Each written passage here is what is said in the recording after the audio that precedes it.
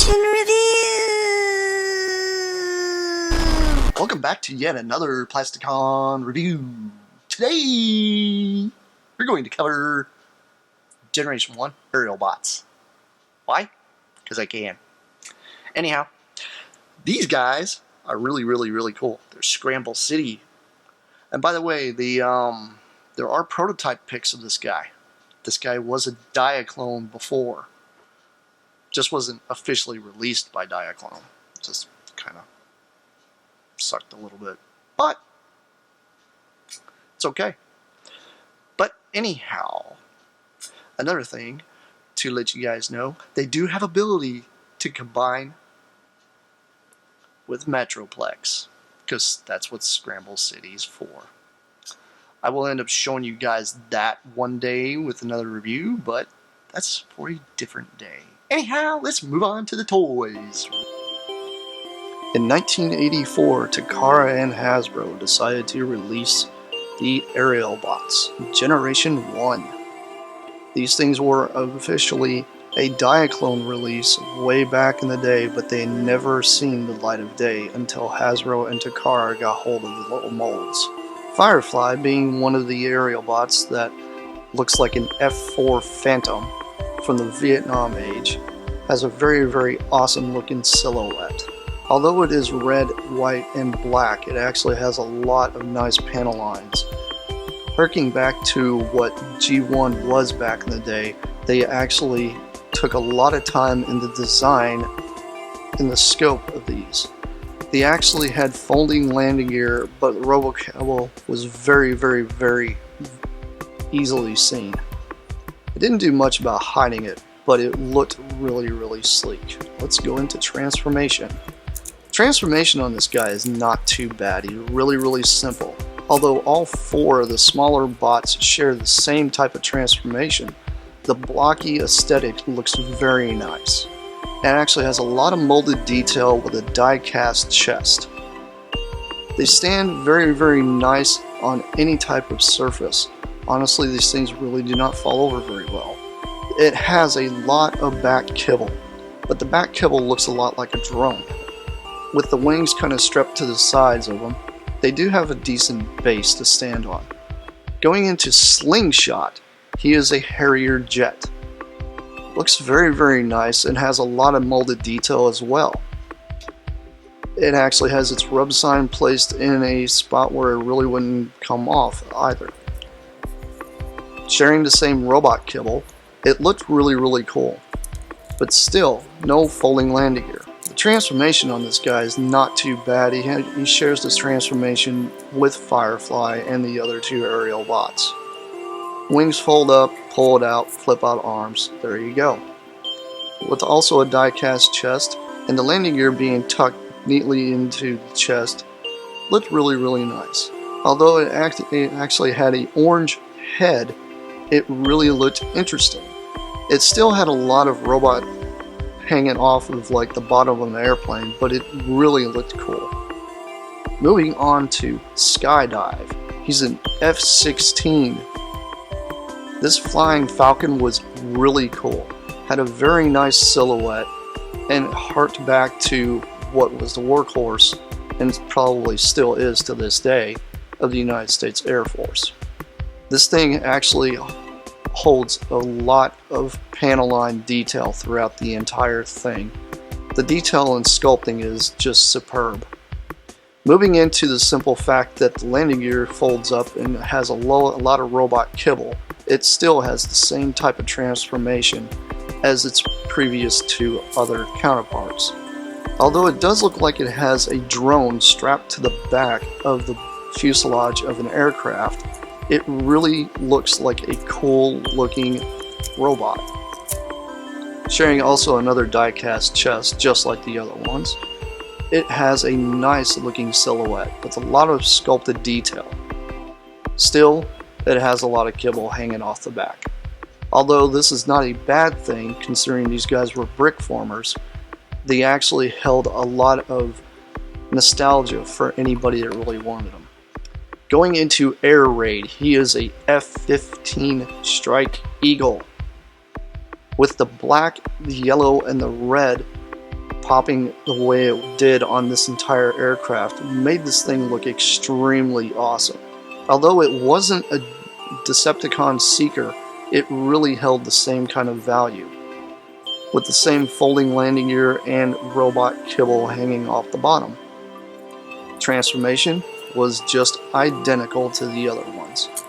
Although the transformation was very similar between every one of these, I think this actually showed how uniform this entire group really was. It had a very simple way of having its arms fold out, so you can have almost a ball joint type of arm movement, but that was about all you were really going to get out of these guys. Although this thing still had a lot of aircraft hanging off the back, it still looked superb. Moving on to Silverbolt, pretty much the biggest aircraft in the entire group. It was a Concorde. This thing had a lot of die-cast flowing through the center of it, a lot of heft, and a very nice looking silhouette. Although it had a sticker that ran along the entire fuselage to try to make it look like windows, it still looked really superb, and the colors were pretty much spot on. Although on the bottom of it, it does have folding landing gear, but it does have pretty much visible leg and arm syndrome. Transformation on this guy is pretty simple. You pretty much fold away the tail, fold out the legs, fold in the legs so they click, and then fold up the wings on either side, flipping back the chest and pushing back the nose cone to try to tuck it against itself, twisting the legs, flipping out the feet, and pushing out the two smaller parts of the arms and flipping up the head. This guy turned out to look really decent. Although it didn't have much articulation, only being in the elbows, it really held a nice stance. Most of the time when you find these guys, they usually have a very off center of gravity. But if you actually pose them in the correct way and you're able to tighten some of the joints fairly well, you can actually have these guys stand very well. The only bad thing about the sculpting and the detail on this guy is a lot of it is kind of lost on the back, including having a large cockpit and tail just kind of strapped to the back of it. The entire group as a set looks very nice. Anybody that's into Generation 1 can tell that these guys actually is a very uniformed group. Although they didn't really look anything like their cartoon counterparts, they really looked real nice on a shelf. The entire team itself has a very nice array of colors, so that way they actually kind of complement each other. Although some could think that Silverbolt was a triple changer. Pretty much folding this guy back up almost totally into aircraft mode and twisting out the legs and making them hook and peg up against the wings.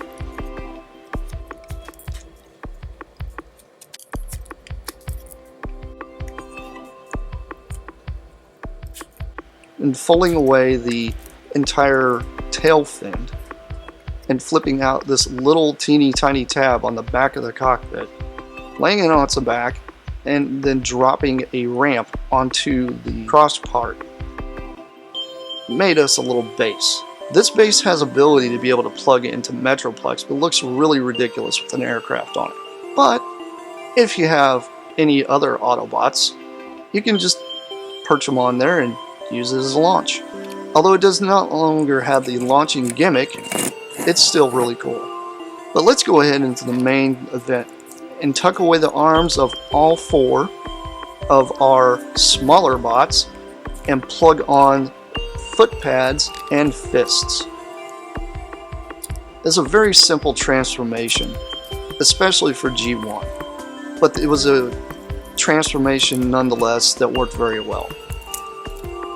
With Slingshot being the only one that you flip out the landing gear and then flip out a peg to make him an arm piece, and every one of them sharing the whole simple fact that the peg head did flip out, it allowed us to be able to plug them all into Silverbolt. Silverbolt pretty much just folds right back up to his mode where he was almost going to be turned into a plane. But then you just pull out the legs, push him over to the side, make sure the wings and everything are tucked back away, and clipping on the chest and crotch piece.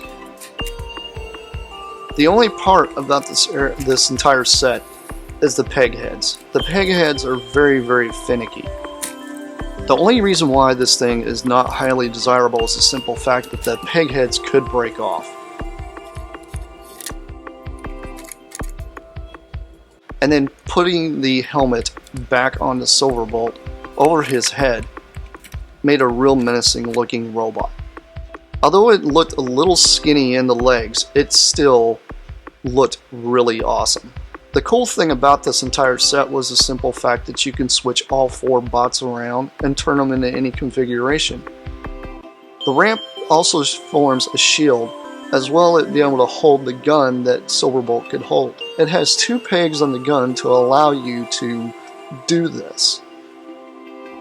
Although it had limited articulation, you could still get some kind of poses out of it. If you really wanted to, you can go kind of crazy and use other combiners with him. But he did look really, really nice. Very, very awesome robot for anybody that likes Generation 1, or even likes the aerial bots in general. The cool thing about him is he really didn't have much kibble hanging off the back. Although the kibble was left from Silverbolt, it really didn't do much. He does like to lean to the back quite a bit, but you can kind of look past that. He's a very nice looking robot. This entire robot stands taller than most of your Scout Deluxe figures. He's a very, very large robot with a lot that you can actually get out of him.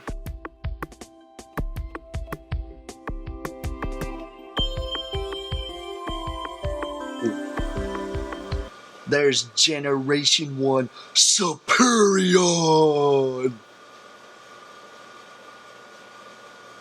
He's awesome. Anyhow, there he is in his upstanding crazy glory. Now there is one thing I'm going to mention about this guy. He is very, very weighty. He is one of those bots that sometimes might want to fall over on your shelf, just to let you guys know. So if you do plan on purchasing a G1 Superion, I highly suggest you put him toward the back of the shelf where he actually has something to rest up against, so that way he doesn't fall. But I mean, he does stand fairly well. His articulation pretty much is these 2 little joints here, but I highly suggest that if you are planning on moving these, you be very, very delicate, because they can and will snap. I've seen it happen before. I had a buddy of mine that did that, and the head off of, I forget which one it was, just snapped right off inside there because it was too tight. Mine are kind of worn in a little bit, so it gives me the ability to be able to do some of the stuff that most people can't. But yeah, it's very, very, very cool. And the great thing about it is it's Scramble City, and you can combine this with your Minosaur, or your Bruticus, or your Defensor. Or maybe, Computron? Yeah. I'll actually combine with all of them. Very, very cool. Sometimes you have to adjust for size, like the length. And it's one of those things, you just got to play with them. It's the point, right? It's a toy. Anyhow, on to my thoughts. If you can find one of these guys for a decent price, I highly suggest picking one up. Now, to let you guys know, I do know there's some high quality KOs of this guy if you don't want to fork out close to $100 and something bucks, but they're roughly around $70. You kind of want to just fork out a little extra money, unless you're after the big aesthetic, having the actual gift set box or something. That's kind of cool, you know, but my suggestion is to maybe save a little bit and buy the authentic one. But there are some cheap old knockoff KOs of this guy out. I actually had one in my possession one time, but it just went. I even tried fixing it, and I'm very good at fixing KOs, and it just would not hold together. Just happens. But anyhow, this has been Plasticon. And this has been yet another crazy review. Size comparison. And this is me, signing off. Peace out, you guys.